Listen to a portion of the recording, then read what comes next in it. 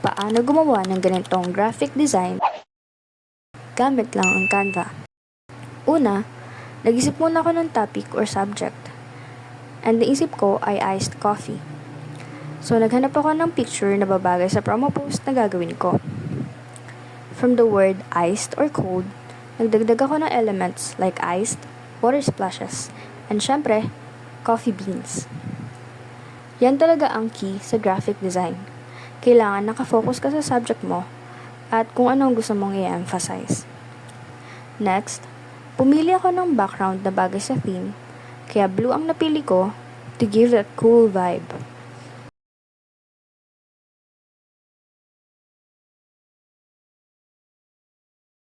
Then, naglagay ako ng konting text sa baba with some business details. And ayun, tapos na. Sana may natutunan kayo kahit basic lang. Kung gusto mo ng ganitong designs, pero wala kang time mag-edit, I got you. I offer product photography and custom social media post design.